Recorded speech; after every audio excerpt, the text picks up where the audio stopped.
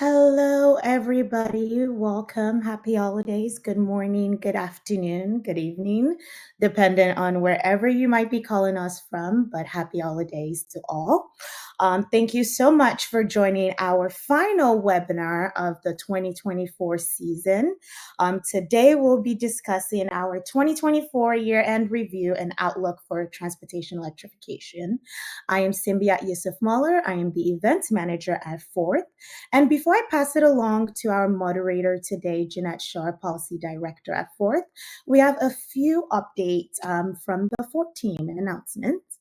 Attendees, this is going to be a facilitated discussion, so we ask that you submit your questions in the attendee chat. We'll be making sure to share the webinar recording with you all after the webinar. And since it's the end of the year, we need to remind you who we are at Fourth in case this is your first time joining us. Fourth is on a mission to electrify transportation. We bring people together and create solutions in our 5 focus areas. Our areas of focus are access to electric cars, access to charging, access to emerging modes, events and partnerships, and our policy director is here, and our final focus area is policy.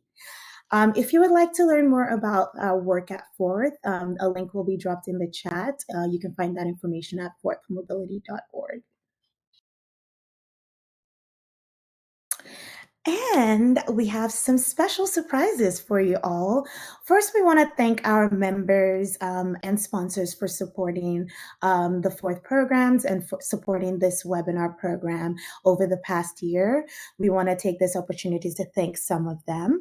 And we have a special holiday surprise for you all. If your organization is interested in joining Fourth membership, you can receive 10% off your first year of membership until December 31st. So it's a short turnaround, but that is a quick, great way to get some extra benefits from that. And also, not to forget, you can combine that with the roadmap sponsorship as well. More to come on roadmap. And we wanted to use this opportunity to talk about some of the significant strides that Fourth has done in bringing transportation electrification to underserved communities this year. We've launched electric car share programs in affordable housing locations across 8 states. We've hosted some workshops to bring funding to communities. And we've also expanded our opportunity to where it's needed most. But we need your support as we grow those programs and as we grow at Fourth. We are asking your donation today. A link will be dropped on the Fourth Mobility Fund donation. Any support to support expanding programs that makes electric transportation equitable and sustainable to all. We want to thank you for considering a tax donation, deductible donation to Fourth, and continuing to support these webinars. Thank you so much. And I did tease that roadmap. Something is teeing up for roadmap. And fresh off of the presses, registration is now live for the Roadmap Conference 2025, October 14th to the 16th in Detroit, Michigan. You can save up to 15%, up to $600 if you register today until December 31st. 2 opportunities to take advantage of to save more. And if your organization is also interested in sponsoring, you will want to contact our partnerships and membership manager, Rachel Haverkamp, to see how you can combine and save. And finally, another treat that we have for you all, we are launching our Charge at Home Roundtable series on January 16th. The first of the series will start on January 16th, and this series exists to support multifamily housing stakeholders interested in EV charging. Every session of this series, our panel of subject matter experts will cover a brevity of multifamily housing EV topics, answer pre-submitted questions, and address questions that come up along the way. Registration link will be dropped if you want to learn more about the Charge at Home program. A link will also be dropped. And with that, I think I've said enough, and I will pass it along to our moderator, Jeanette, to introduce our speakers. Great. Thank you so much, Symbiote. And what a year 2024 has been. And welcome to the year-end review and outlook for transportation electrification. As we know, the past 4 years and more, the federal government has made billions of dollars available for transportation electrification through the Infrastructure Investment and Jobs Act, otherwise known as IIJA, and the Inflation Reduction Act, otherwise known as IRA. This has resulted in historic generational investments to build out our country's charging network across states, increase access to electric vehicles, and reduce upfront costs for our consumers, decarbonize and electrify ports, protect our school children from diesel exhaust, and jumpstart manufacturing and good-paying jobs. On August 16, 2024, number of celebrated, which marked the 2-year anniversary of the Inflation Reduction Act, another one-of-a-kind program, as we mentioned earlier, ensuring historic investments in programs such as low-income qualifying rebates for EVs, public and private sector investments in manufacturing and technology for clean medium, heavy-duty vehicles, and agricultural equipment. Today, we are fortunate to have an esteemed panel who will assist us in reviewing 2024's transportation electrification investments and accomplishments and provide an outlook for transportation electrification in 2025. So with that, I'd like to ask our panelists all to turn on your webcams, please. Fantastic. And at this point, I get the honor of introducing our esteemed panel. So first will be Jeff Allen, Executive Director of Forth, and he's been in this position since 2011. He is a highly regarded expert on transportation electrification and has a deep passion for bringing diverse stakeholders together, finding creative solutions to vexing challenges, and building strong teams. Kameale Terry is a personal friend, but also CEO of Charger Help, has always had a focus on environmental and sustainability and community engagement. With over a decade of experience in clean tech, Kameale formed Charger Help with her co-founder Yvette Ellis to create a reliable electric vehicle charging infrastructure company. Next is Matt Stevens-Rich, Director of Programs at Transportation Electrification Coalition. Matt leads the implementation team at the Electrification Coalition, focused on new programs that lead to deploying transportation electrification at scale, reducing Americans' dependence on oil. This work encompasses coordination across local, state, and federal partners across fleet electrification, charging deployment, and consumer adoption. And I may say he's one busy guy. Lynda Tran is CEO of Lincoln Room Strategies. Lynda Tran is an expert in advocacy and public engagement with more than 2 decades of communications experience across politics, policy, and, as mentioned, communications. Lynda has helped launch national and international initiatives, shape the narrative around historic moments in history recently, and built and scaled groundbreaking organizations. As Senior Advisor to U.S. Transportation Secretary Pete Buttigieg and Director of Public Engagement for the U.S. Department of Transportation, she helped activate stakeholders to secure the passage of the $1.2 trillion Infrastructure and Investment and Jobs Act, as we've discussed, IIJA. There's also the bipartisan infrastructure law, and she also played a critical role in shaping the policies and programs that determine how these historic resources are allocated in communities nationwide. And then prior to returning to DOT, Lynda had this fascinating career and served as senior advisor to Bill Gates' Breakthrough Energy, a network of climate-focused investments, funds nonprofit and philanthropy programs and policy campaigns. And then our final and wonderful panelist, Monica Palmeira, Climate Finance Strategist at Greenlining Institute. Monica's background includes ethnographic research, affordable housing advocacy, climate policy, and community engagement. And prior to joining Greenlining, Monica held a number of positions at the California Public Utilities Commission, leading environmental justice initiatives, as well as at the California Governor's Office of Planning and Research. Strategic Growth Council, where she spearheaded various outreach and technical assistance programs to support communities in accessing climate-related funding programs. And so I'm welcome again to our esteemed panelists. Very excited to be looking at the 2024 accomplishments and what 2025 holds for transportation electrification. And with that, I'll start our first question, which is more of just an icebreaker. And if you could please keep it within 2 minutes or less, that'd be terrific. And it's, what's one transportation electrification accomplishment you were most excited to see from your organization in 2024?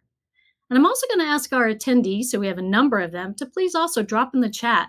What is the one accomplishment that you were most excited to see from your organization in 2024?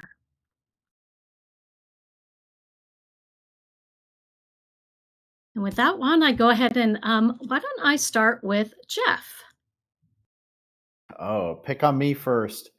Well, this is maybe a little parochial of me, but I was really excited that we were able to take our signature roadmap conference on the road in 2024 to Detroit, no less.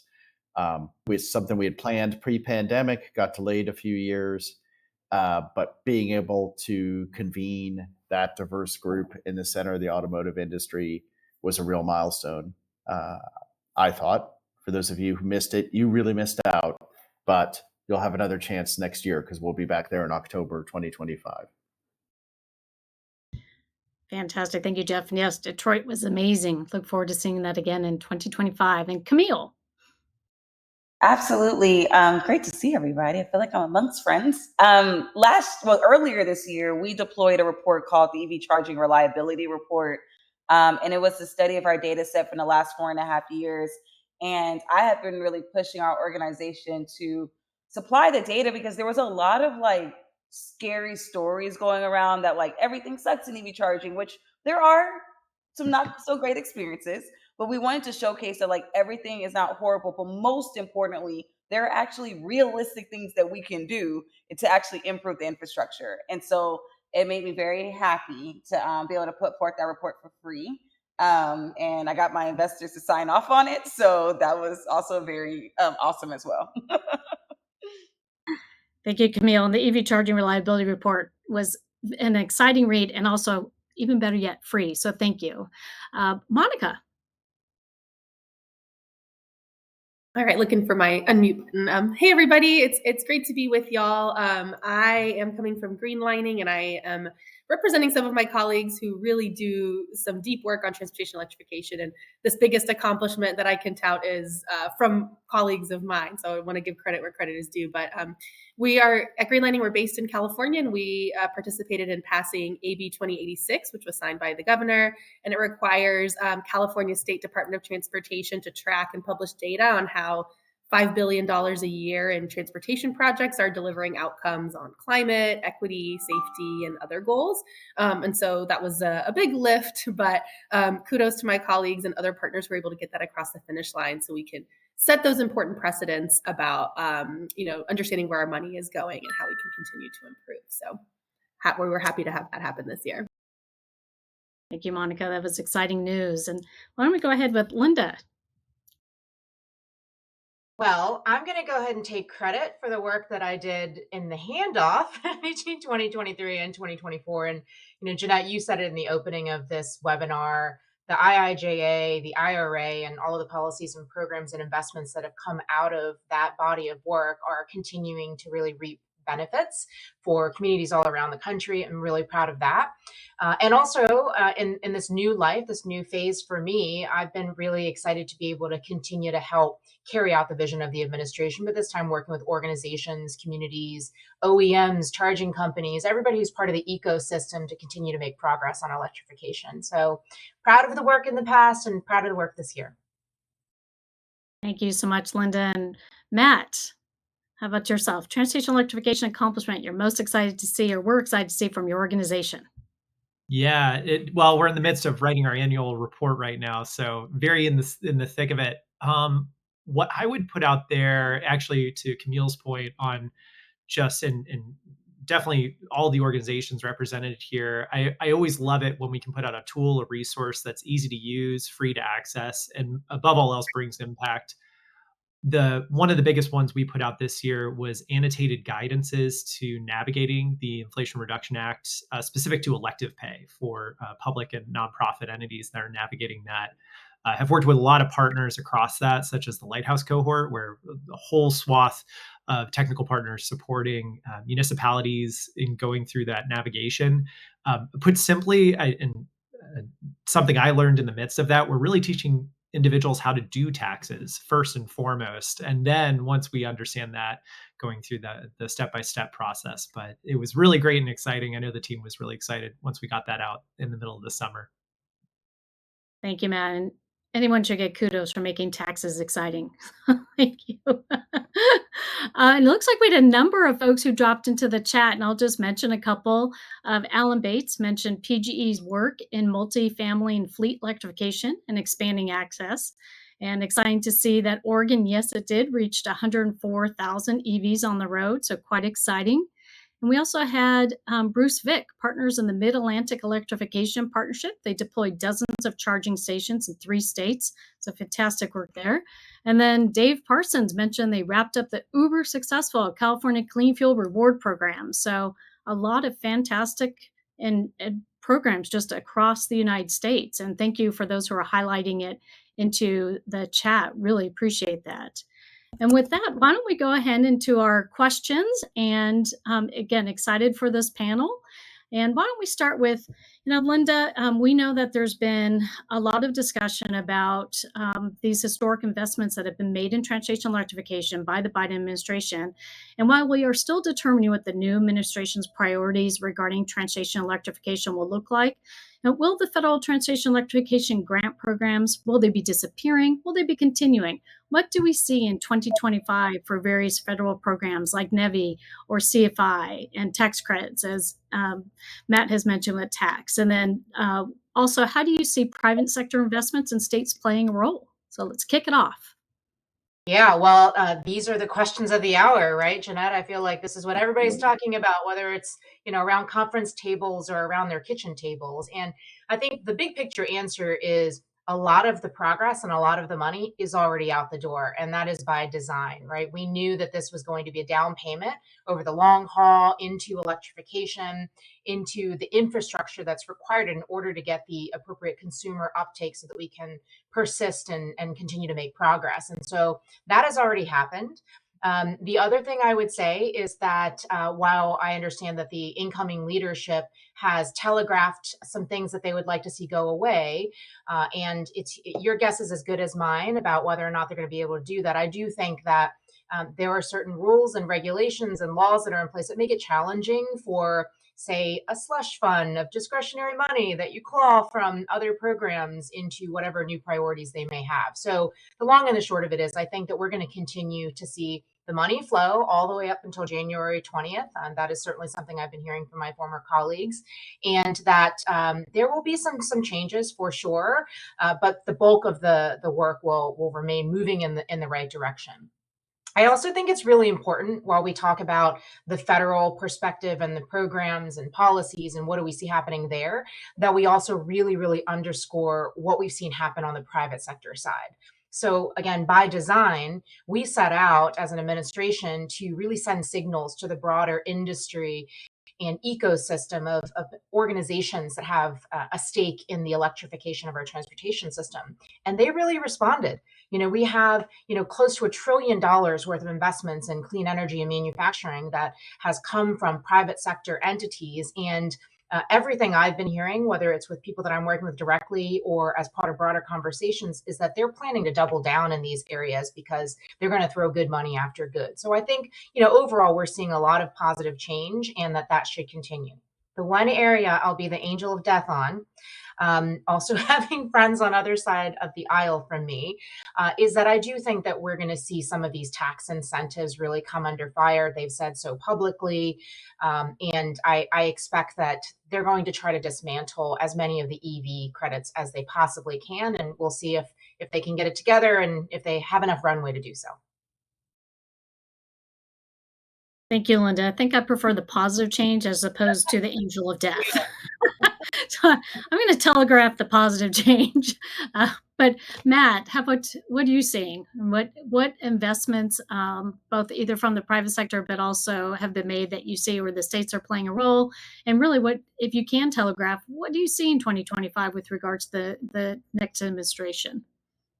Yeah, well, Lynda hit it right on the nose. Definitely, if the last 2 years have been really focused on getting a lot of the grant funding out the door into the hands of basically the local deployment. As I look forward into 2025 and beyond, it's the implementation leg. So, CFI, NEBI, a lot of those headline programs that we're all very familiar with. There is a lot of money that it needs deployed now, gratefully contracted and in full agreement. So that's especially where I see a lot of our organizations and a lot of those attending in here. There's going to be community benefit plans, implementation plans, stakeholder engagement that's needed to really bring all this to fruition. And that's not just a transportation electrification, but much else that was also funded through IJA. Another thing too, to put it out there, and where it's been really exciting to see a new engagement is with states and utilities that also want to focus on different types of programming they have that can either be supplemental or indeed take over where federal funding may leave off. IJA actually is closer to the end than the beginning in terms of money that's out the door. It technically does sunset next year. So already a lot of folks before all things election we're thinking about what types of programming can we spin up as we look 2+ years out so we can continue the momentum. And that's been really exciting, seeing states want to also lead on behalf of their communities too. Thank you so much, Matt. And Jeff, what would you telegraph? Well, I think a lot of the same. You're going to hear a lot of consistent answers here. I do think I'll add, as we transition into that deployment phase and implementation phase, it's going to become even more important that folks are using that money well and are implementing effectively. That was obviously already important, but now you're faced with a situation where both that's probably going to be a lot of the funding you have to live off of for the next few years. So you need to make it count, but also there's going to be a lot more people looking over your shoulder, hoping for you to fail. So not to be too negative, but I think it does up the stakes a little bit, that we do this right, we do this well, and we amplify the stories about how these investments are having an impact on real people's lives, and the success stories, because we know there will be people out there amplifying the failures. Absolutely. Thank you, Jeff. And I think that's key, amplifying those success stories. And Monica, I know as we are talking about the stories, we're talking about the investments, the dollars have gone into the states, have gone into the communities, and they're going to continue going into the states and being implemented along with significant private sector investments. How do we ensure these dollars are invested wisely, as Jeff had mentioned, but also continue to be made in communities that have historically not been included? And what happens to crucial programs such as Justice 40 and important state EV rebate programs? Why don't you answer that first, Monica? Yeah, thank you for the question. And I think a lot of my thoughts on that question are aligned with what my fellow panelists have already mentioned, which is this focus on implementation and effective delivery on the resources that we do have that have already been deployed. And especially for the programs that we have where there is Justice 40 and equity priorities baked in, how do we make sure not only that we deliver on grant requirements, but make sure that they're really tangible in the lives of people, such that we can continue to build the case when we have a more favorable political environment to set programs up in this way. And one program, that I work on a lot is the Greenhouse Gas Reduction Fund, which is the Inflation Reduction Act's largest non-tax component, $27 billion, able to finance a lot of different kinds of clean energy and vehicle-related projects. And that money is out the door. It's been completely obligated, so it's in the hands of implementers. And I've been assured it's election proof. So that's money that we have to work with, and it is not traditional grant money. It is financing, and what that means for lower income communities, those are big questions that we're trying to address. But particularly on the vehicle side, we're going to have to make some new working partnerships, I think, with private sector and particularly lenders. So, for example, there's going to be money opportunities for lenders to be getting this money out the door, and making sure those folks are coming to our table, and we inform them of the equity priorities and have them commit to our similar equity priorities, and utilizing these federal resources as advantageously as possible, not just business as usual, but using funds that we have really to meet the needs of marginalized communities, even in this political environment, is going to be a really important case that we need to make. So that's something that we're going to be really focused on, is partnerships with community development lenders and other lenders, as one example of how we plan to make sure these equity priorities are advanced. And then, you spoke about opportunities at the state level. I think a lot of folks, everybody is really thinking, okay, if there's not going to be opportunities at the federal level, how do we pivot to the states? I mentioned earlier, we're based in California, so there's already been, special session about how to, potentially pick up things like EV rebates, and how can California carry, as a larger economy, carry some of that mantle. I live in North Carolina, and here a lot of the big focus is on the manufacturing opportunities here. So how do we as national organizations think about the whole patchwork of states strategically, and where we can advance certain priorities, in terms of from a policy level, or really baking in equity provisions where it's politically palatable, and where can we really focus on delivering tangible benefits in other states, where that's going to be especially meaningful. And last thing I'll say is, given that, some of the conversation about, narrative and how we talk about communities and the needs of working people, I think that it's really important that we do not let go of our equity priorities in this moment, because we reap what we sow. If we neglect to pay attention to the needs of those most marginalized, we will only deepen the inequalities that we have, and it will only be harder for us to dig back out in another time. So we need to make sure, again, just that like I said from the top, that we're delivering on tangible benefits to communities, making that case for equity priorities to continue to be baked into programs, perhaps needing to change the language we use, but not letting go of that value, and continuing to push forward in this time with our values intact. Thank you, Monica. Those are vital points. And Kameale, as Monica had mentioned, those investments, making sure they're tangible in the lives of everyday people. And what would you say, in addition to what Monica has added, with regard to these significant investments? Yeah, I mean, the thing that I've really been paying attention to is the consumer market, right? So like what's happening in regards to like used cars. I'm from South Central Los Angeles. I come from a certain type of community that we don't have a lot of capital, but we also, when we go out to choose a vehicle, we also want a great experience. And I think what's happening on the electric vehicle side is that you're finally having cars that are, like I say it all the time, aren't ugly, aren't turquoise. They're actually a greater experience. We just had the LA Auto Show here about 2 weeks ago.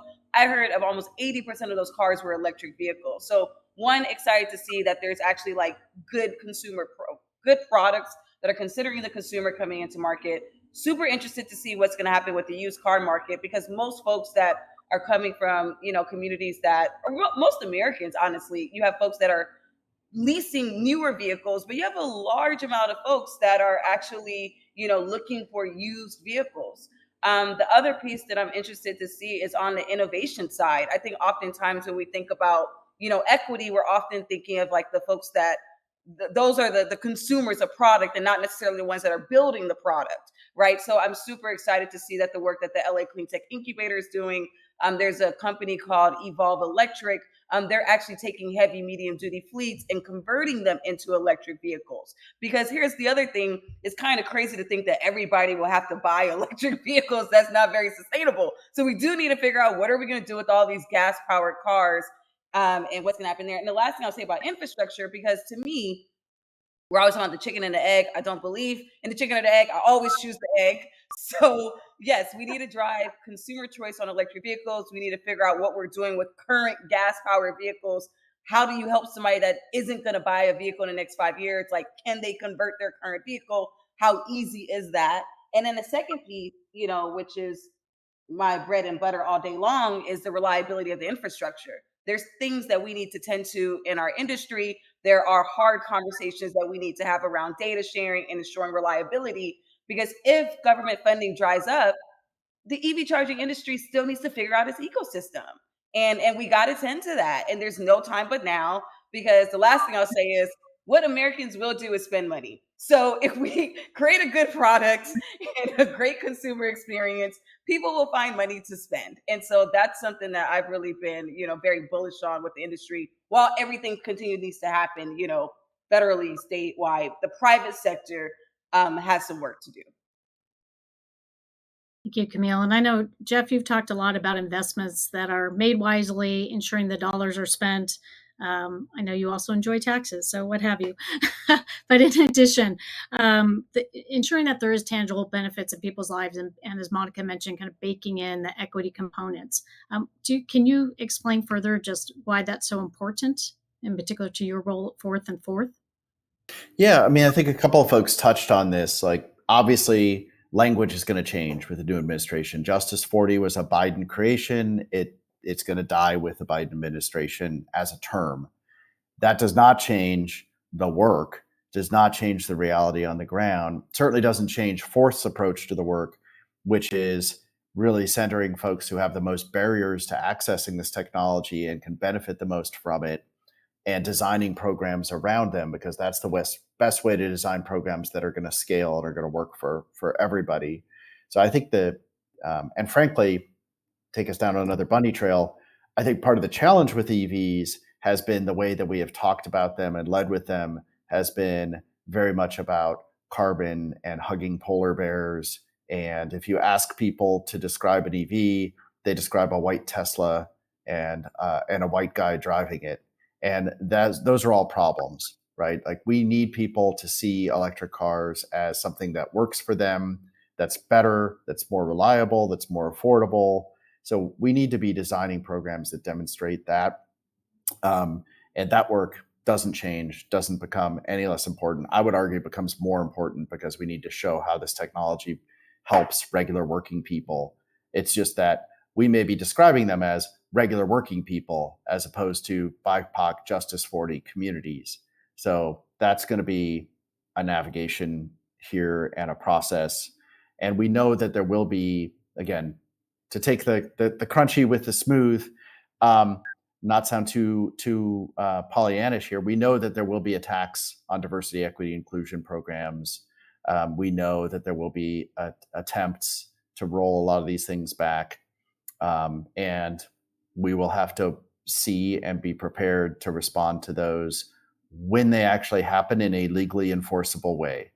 So not Twitch every time there's a crazy tweet that somebody puts out, but just sort of stay focused on doing the work, explaining why the work is important, why we're doing it this way, and then deal with what we need to deal with when we need to deal with it.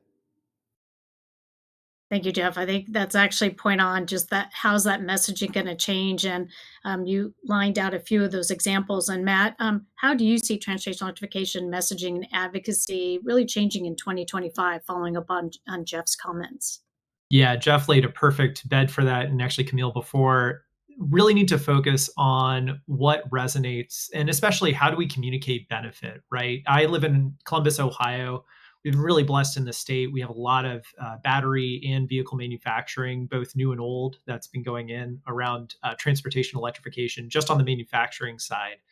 The way that we communicate it locally and have the governor championing it is it's economic development. It's bringing jobs to places of the state that never have had this type of opportunity before to bring that type of wealth generation. So to Jeff's point, you just have to really think through, like, community benefit plans, for instance. That's not something I see going away anytime soon, in the sense of you're still thinking about a project that you're applying for or building out. What's the benefit we're bringing to the local community? How do we do effective stakeholder engagement? That's not a checkbox for a grant deliverable. That's just making a better project, a more competitive project at that. So I do think there's a lot of elements we've all been working hard on, especially through IJA and other pieces the last 2 years, that we're going to find just fundamentally makes better projects and deployment. But so too, as we look to local communities, states that also want to continue to lead in this space, don't be surprised when you see their language. You might read it, and at a first blush, it's like, well, there's not a lot of environmental statement or other things there, but they're inherently advancing a lot of project topic that still drives that. So it's really recognizing how you can broaden the aperture in terms of what's the benefit and the opportunity you're creating. Thank you, Matt. I agree, not to twitch every time there's a tweet. So thank you. And Lynda, following up, given your background, what do you see and how do you see advocacy and the messaging changing in 25? Well, this is a great conversation. And I'll tell you, from my perspective, communications is both art and science, but there are some basic rules that I want to make sure that everybody's listening to here. First of all, it's not going to be one size fits all. It never should be, right? Who are you talking to? Who's your audience? What are you actually trying to get them to do? And, what message do you ultimately think is going to resonate as a result of that? And then lastly, who's the best messenger to deliver that? So I think one of the things that's going to be really important in 2025 and beyond is considering unusual bedfellows, thinking about allies that you might not have thought about during the Biden years, who maybe they're not as excited about hugging polar bears, to Jeff's point, but maybe they're excited about reducing costs. Maybe they're excited about the job creation. This is the point Matt's making, right? And maybe you don't use the term equity, but maybe you talk about a portion of equity that, frankly, the administration was often trying to, which is equity also means rural communities. I guarantee you, the incoming leadership cares about rural communities across America. And from my perspective, so long as we're continuing to make progress, we're reducing costs, we're electrifying transportation, then I am game to talk to those people who want to do the work in these rural communities, want to create these jobs and get us to continue to move forward. So I would think about that. The other thing is, when you think big picture about what we're really trying to accomplish here and how that plays into the rest of the world, if you think super big global picture here, 1 in 5 vehicles that was sold in this past year was electric or hybrid electric. And so when you are talking to your potential unusual bedfellows, consider global economic competitiveness as a thing that you actually lead with, right? Either the US is going to lead on this or China is going to. And that might not be a message that resonates with every single community that we're interested in moving this coming year. But I guarantee you some of those lawmakers and policymakers are going to be receptive to that kind of a frame. So who are you trying to reach and what's going to be the best message to reach them? Thank you, Lynda. And Monica and Kameale, do you have additional thoughts with regard to advocacy and messaging?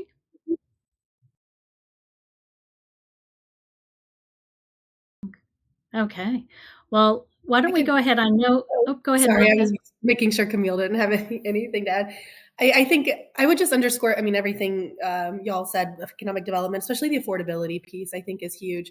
But I'll say personally for me, I'm taking it all the way back to basics with I don't know about folks. I've never been able to explain to my mother my career path. And so I think that's one of those things where I'm going to take that a lot more seriously now. And how do I articulate these subjects that we work on and the accessibility we're trying to create just in ways that even our loved ones can understand? And it's one of those things that is just kind of a silly reality, I think, for probably most of us, but is a way that I'm trying to tackle this exact piece, starting with that, maybe at the Christmas table, but really leading on to the additional components that Lynda and Matt highlighted as well. So I just thought I would add that challenge maybe to others.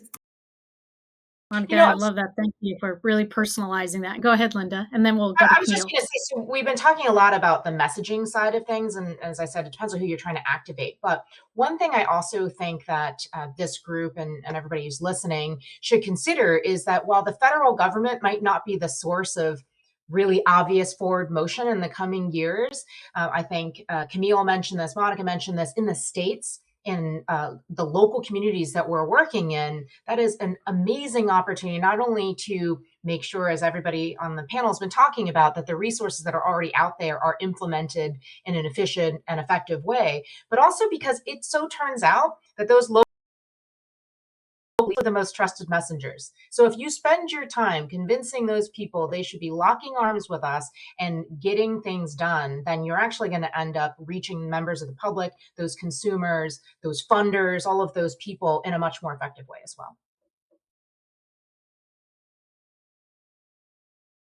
Thank you so much, Lynda, adding those additional thoughts. And Kameale, I'm not sure if you want to round out some additional comments. Okay.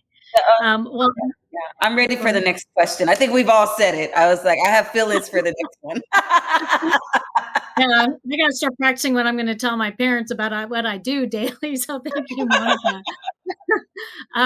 And these are excellent points, and so appreciate the comments with regards to advocacy and messaging and just stakeholders and really getting granular and being strategic. And Kameale, we've talked a lot about the different focus of the industry and within the charging industry and how it's going to be developing in 2025. Where do you see the opportunities for investments and improvements, whether it's reliability or resiliency? So if you just take a moment to speak about that, I'd appreciate it. Sure. One, I definitely think that it's in reliability. I mean, the U.S. has a very interesting opportunity, positive side, opportunity with creating a more reliable infrastructure. And so oftentimes we see, when we produced our report, we were seeing upwards of 30%, even today, of infrastructure being inoperable. And the part that we started to look at is, where are those stations inoperable? I live in a community today, I rent. I refuse to pay for infrastructure on my house for a home that I don't own, and my landlord won't do it. And so I rely on public infrastructure. The nearest charging station to my home is like 2 to 3 hours away. Sometimes it's working, sometimes it's not. But who's responsible for that, right? And so I think that in 2025, we really have to look at the business models, the business cases for charge management systems. We have to look at, today you have to pay, a lot of the property owners pay site host fees, to have this infrastructure on site. Should that data, should that software be commoditized? Should it really be about reliability and uptime? There's a lot to be said there. What I will say, which I've been very excited to see from a local area, in the state of California, there's a bill called the EV Charging Reliability Act that takes a step further than the federal government around just, guidelines, but actually saying, hey, if you don't produce, these 3 things around reliability, then you can no longer, get access to state funding or utility funding, right? We saw a similar bill pop up in Maryland, and even Philadelphia. In Philadelphia, they actually have a bill now. If you have a down station, you get a fine. And so, going back to what I was saying before, while there is a lot to be done from a federal and state legislation around like funding the infrastructure, I do think that we can drive better consumer trust and choice if we just had a superb experience. And I think that in 2025, we really have to double down on that and really highlight the companies, that are doing these things well, because there are some folks that are not doing, deployment well, right? And they continue to get funding, they continue to get supported, but they actually have a horrendous driver experience. And I think that it's time to, either those folks have to prioritize reliability, or it's time to be able to highlight the companies that are doing things well. Thank you so much, Kameale. I absolutely agree with that. And one thing I know we've talked quite a bit, and Lynda, I know this has been key to you, is permitting. And how do you see permitting reform happening in the next 4 years, really to help charger helps of the world, of the states, on ensuring that we can get these charging and maybe reliable and get out there quickly with resiliency as well? Yeah, it's a good question, Jeanette. And sadly, today we saw Senator Manchin's permitting reform effort fizzle out.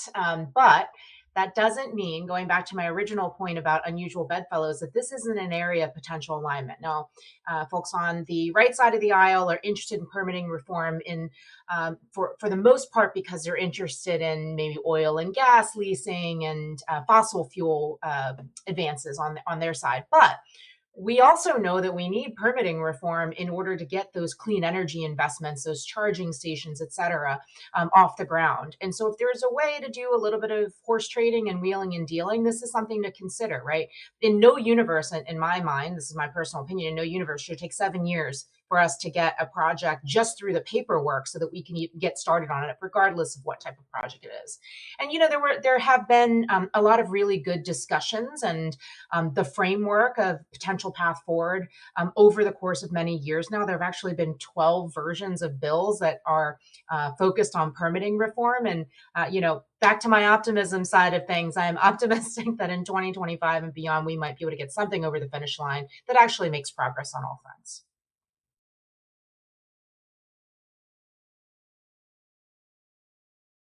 Thank you so much, Lynda. That's key. And just a reminder for folks that if you have questions, to please put them in the chat. So we're going to have one last question, then we'll open it up to Q&A for the audience. And we've heard quite a bit about TE programs, about being implemented across the country. And do you have a quick story just about a grant-funded project that has had a significant impact? Because we know that the investments have been made, there's been vital impacts. And perhaps, Jeff, you could mention one such program, and then I'll have Kameale as well. Great. Well, we were talking about this beforehand. So we talk a lot about charging infrastructure, but I always like to remind people, charging infrastructure, all due respect, doesn't actually do anything for anybody except the people who install it, unless you have an electric car that it then allows you to charge. So talk about cars for a minute. one of the things that Forth has been doing the last few years is shared electric cars at affordable housing locations.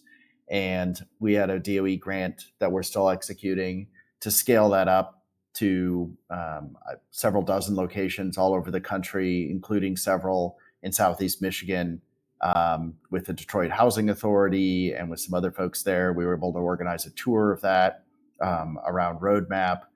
And to me, this is really exciting stuff, partially because it allows people to access an electric car without having to own one, and it's an alternative to car ownership and all of that.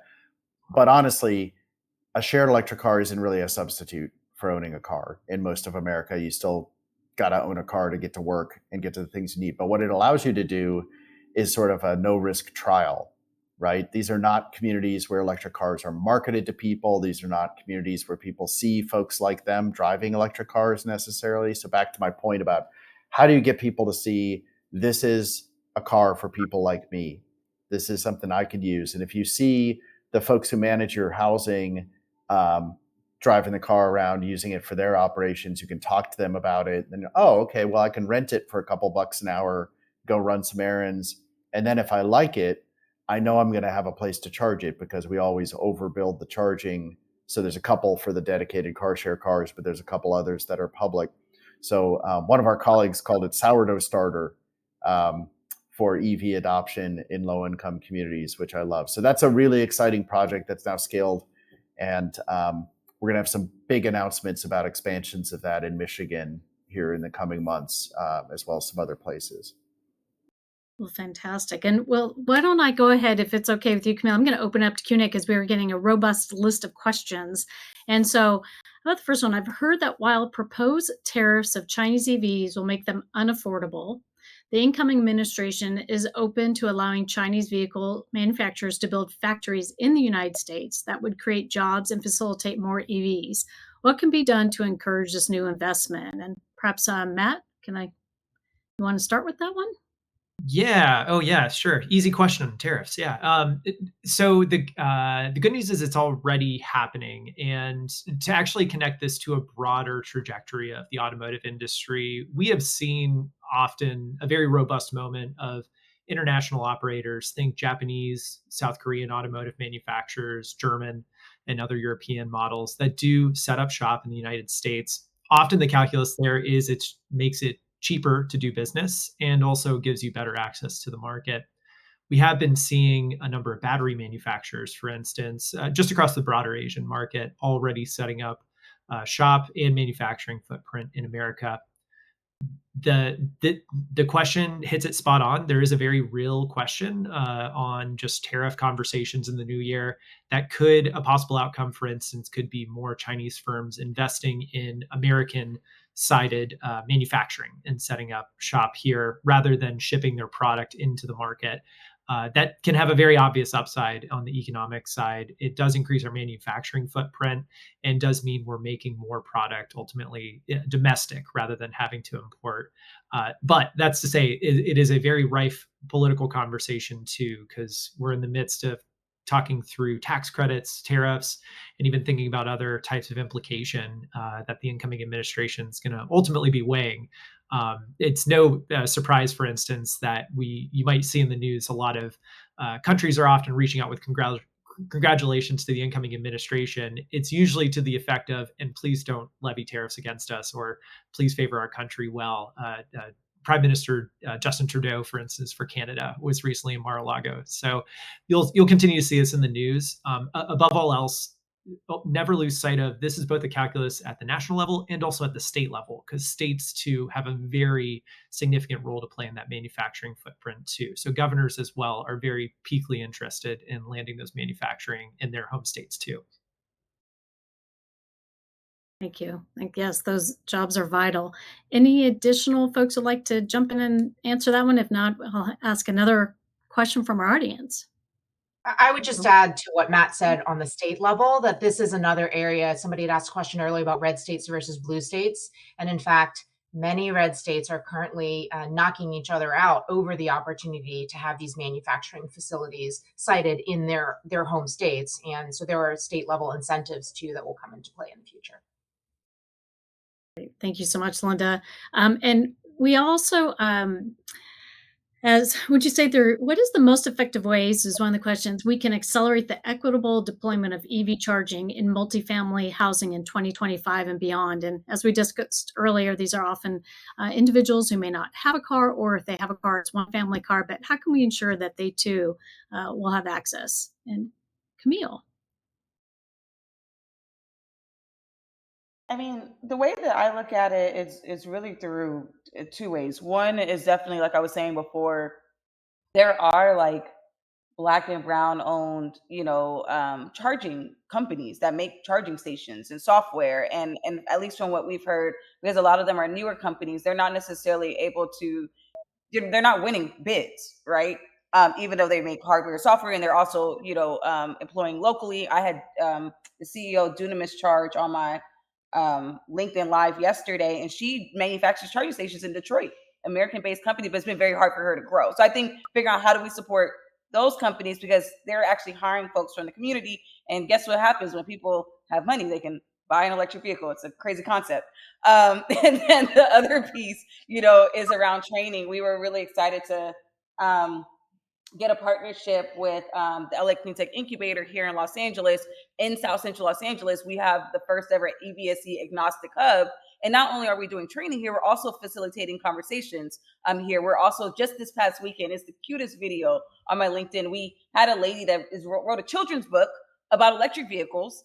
And she came and actually wrote the book in South Central Los Angeles to about 20 kids from 2 to 9 years old. And at the end of it, they brought a Rivian, and the kids are in the Rivian. We're showing them how to like connect a car with the, with the EV charging station. So I think of like, there's like these other ways that we may not think are like so in your face, but I think it helps facilitate a true, economic mobility opportunity, and to support some of these, initiatives that aren't like very well known, right? And so, as a shameless plug, you follow me on LinkedIn. I highlight these people all the time.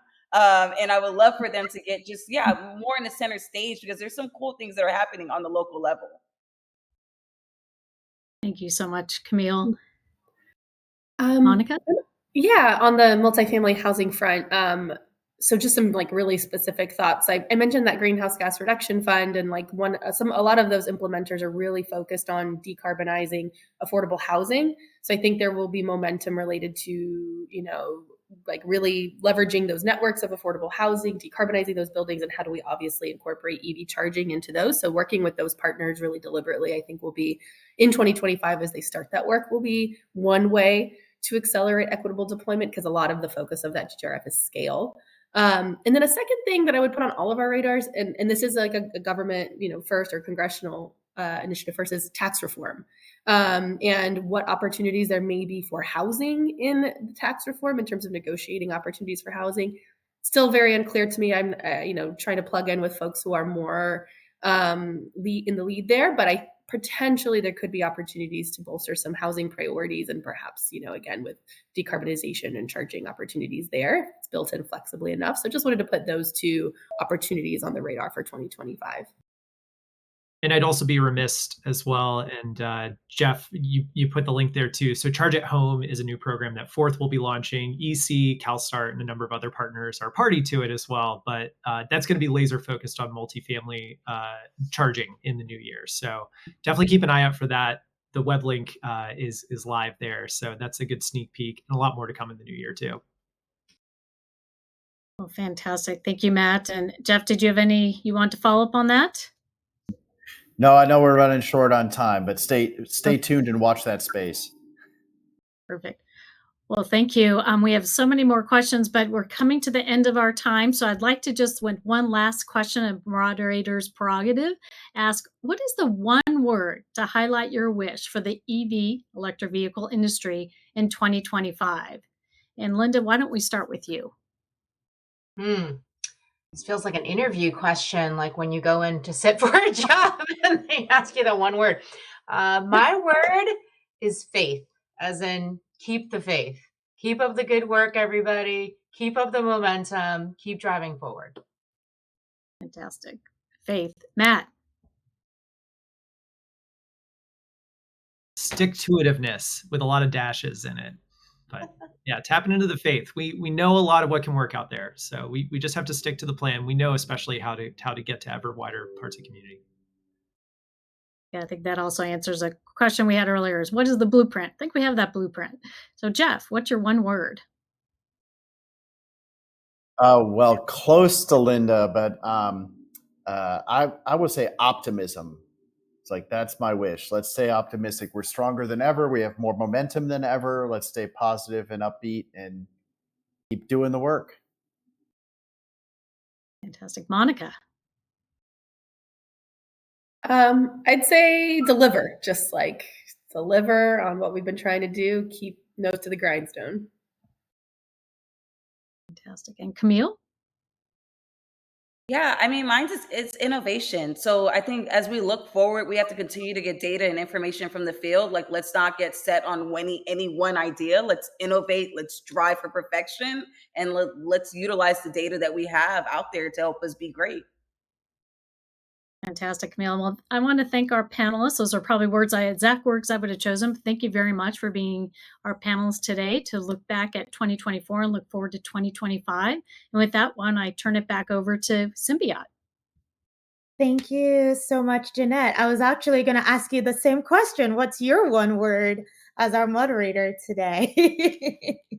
It was tied, well, between innovate and deliver. I think I've got the faith. Now it's just innovate and deliver. So I took two. Thank you. Again, I want to say thank you all so much for joining us. Thank you to our panelists, Monica, Lynda, Matt, Jeff, Jeanette, Kameale. Thank you all so much for joining us. It's been great to wrap up this year. In 2024, we've covered great topics. We've covered accelerating gig driving. We've covered the used market. We've covered the CFI with Electrification Coalition. So we've done a lot this year that we should all be proud of. So I want to say thank you so much to everyone that has tuned in to all of the webinars this year. And we hope to continue more webinars in 2025. As mentioned, the Charge at Home program that is launched, we will have the first of the roundtable series. The link is there. And don't miss out. Don't end the year without saving.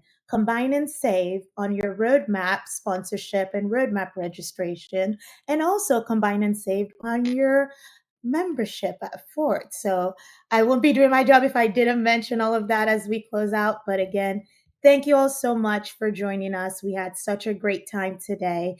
Have a great day, everybody.